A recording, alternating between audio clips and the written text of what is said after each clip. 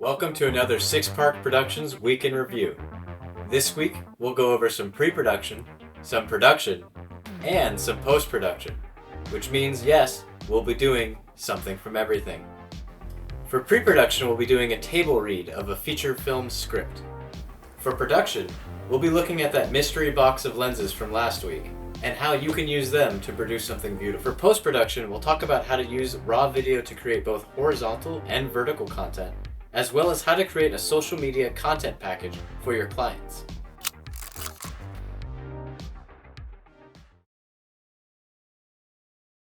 For our pre-production topic, we go with a table read.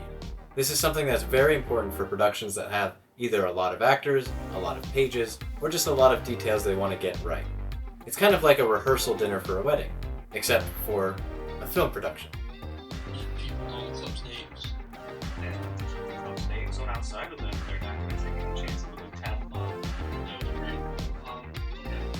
Let's go to... Go, finish it. Alright, so it might look kind of silly to see a bunch of people pretending to act like the characters that they're going to eventually play, but it's actually a really important part of developing a production.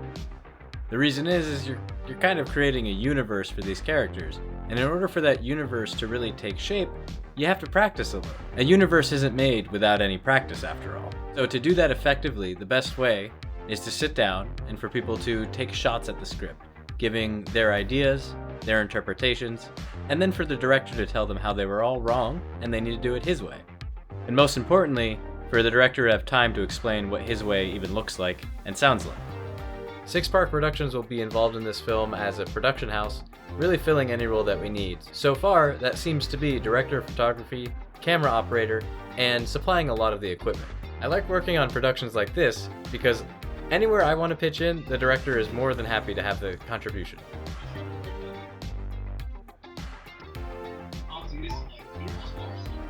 Last week, I showed you two options for mystery lenses that we could go over for this week.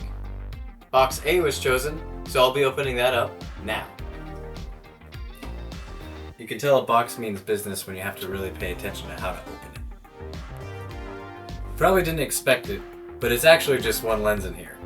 One of my favorite things about this lens is that it covers the focal lengths from 28mm to 85mm, which is pretty much from the beginning of wide to the beginning of telephoto, which means you can use this for most any-day applications. That's a really great thing with such a heavy lens because it means you don't have to constantly be switching out between your different lens sets. Especially with a lens this heavy, that's something you'll want to keep in mind. Another thing to keep in mind with this lens is that it only comes in EF and PL mounts. Those are pretty adaptable though, so as long as you have one of these bad boys, you'll be able to make it work with pretty much any camera. I've used it with my Blackmagics and my Sony cameras. Just something to think about. You chose that lens as the result of my poll last week. For this next week, would you rather find out what this ray gun looking thing does, or see what's in this lens kit? Let me know in a comment down below.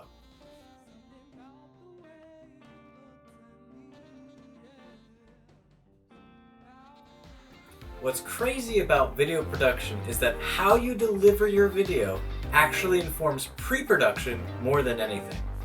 What am I talking about? Very simple. Have you thought about horizontal versus vertical video?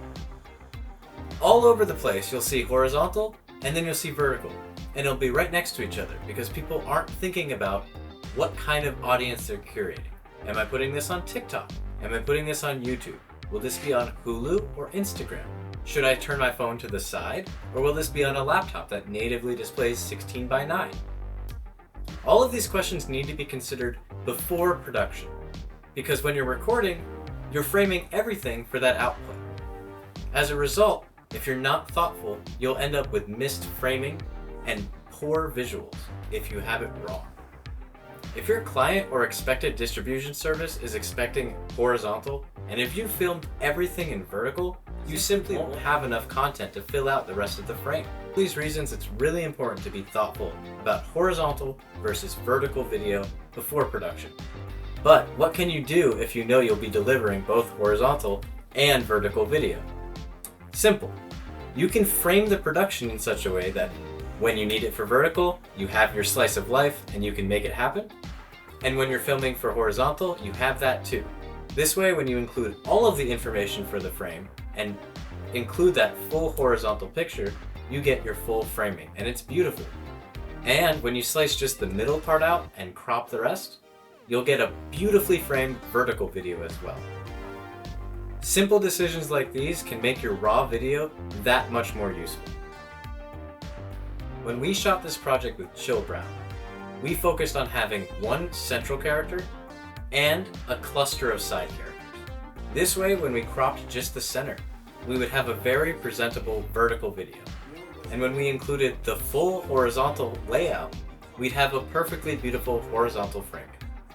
Additionally, we made sure to make separate projects in DaVinci Resolve for the horizontal and vertical deliveries. This is important because your timelines will be set to whichever resolution you're put, whether it's vertical or horizontal. So, when editing, it's important to make sure you're in the resolution that you'll be delivering in as well.